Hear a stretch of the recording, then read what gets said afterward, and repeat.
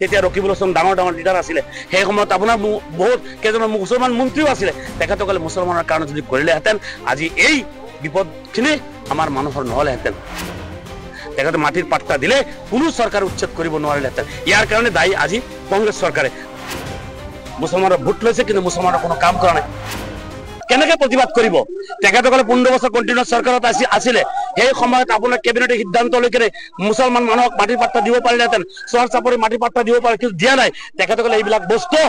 এইবিলাক জীয়াই ৰাখিছে সমস্যাবিলাক মুছলমানৰ ভোট লৈছে কিন্তু মুছলমানৰ কোনো কাম কৰা নাই আৰু মুছলমানৰ ওপৰত যি অন্যায়ভাৱে যিবিলাক আইন পাছ কৰিছে আজি ফৰেষ্ট প্ৰিজাৰ্ভেশ্যন এক্ট আপোনাৰ সেই কংগ্ৰেছৰ দিনতে হৈছে আজি ইভিকশ্যনৰ কৰা আইলেণ্ড ৰেগুলেশ্যন যিটো এক্ট কৰি দিছে কংগ্ৰেছৰ দিনতে কৰিছে তেতিয়া ৰকিবুল হাছান ডাঙৰ ডাঙৰ লিডাৰ আছিলে সেই সময়ত আপোনাৰ বহুত কেইজন মুছলমান মন্ত্ৰীও আছিলে তেখেতসকলে মুছলমানৰ কাৰণে যদি কৰিলেহেঁতেন আজি এই বিপদখিনি আমাৰ মানুহৰ নহ'লেহেঁতেন তেখেতে মাটিৰ পাট্টা দিলে কোনো চৰকাৰ উচ্ছেদ কৰিব নোৱাৰিলেহেঁতেন ইয়াৰ কাৰণে দায়ী আজি কংগ্ৰেছ চৰকাৰে এতিয়া কংগ্ৰেছ চৰকাৰ বৰিয়াল চকু পানী পেলাই কিনে এতিয়া আজি আমাৰ লগত আহিছে হেৰি কৰিবৰ কাৰণে উচ্ছেদৰ মানে বিৰোধিতা কৰিবৰ কাৰণে গতিকে ইয়াতে বিৰোধিতা কৰিব আকৌ তেখেতক চেলেঞ্জ দিয়ে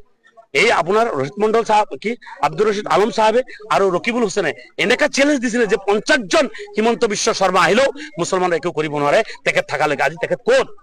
তেখেতে উচুকাই দিছে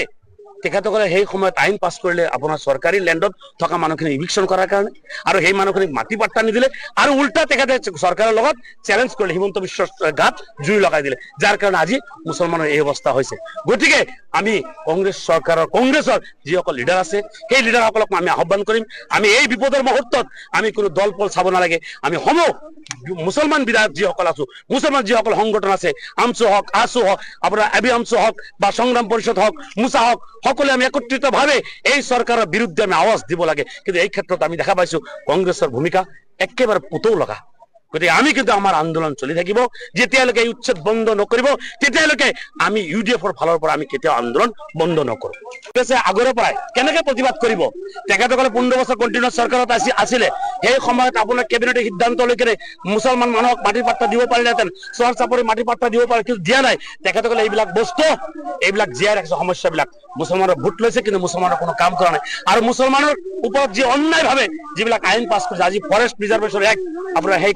কংগ্ৰেছৰ দিনতে হৈছে আজি ইভিকশ্যনৰ কৰা আইলেণ্ড ৰেগুলেশ্যন যিটো এক্ট কৰি দিছে কংগ্ৰেছৰ দিনতে কৰিছে তেতিয়া ৰকিবুল হাছান ডাঙৰ ডাঙৰ লিডাৰ আছিলে সেই সময়ত আপোনাৰ বহুত কেইজন মুছলমান মন্ত্ৰীও আছিলে তেখেতসকলে মুছলমানৰ কাৰণে যদি কৰিলেহেঁতেন আজি এই বিপদখিনি আমাৰ মানুহৰ নহ'লেহেঁতেন তেখেতে মাটিৰ পাট্টা দিলে কোনো চৰকাৰ উচ্ছেদ কৰিব নোৱাৰিলেহেঁতেন ইয়াৰ কাৰণে দায়ী আজি কংগ্ৰেছ চৰকাৰে এতিয়া কংগ্ৰেছ চৰকাৰ বৰিয়াল চকু পানী পেলাই কিনে এতিয়া আজি আমাৰ লগত আহিছে হেৰি কৰিবৰ কাৰণে উচ্ছেদৰ মানে বিৰোধিতা কৰিবৰ কাৰণে গতিকে ইয়াতে বিৰোধিতা কৰিব আকৌ তেখেতক চেলেঞ্জ দিয়ে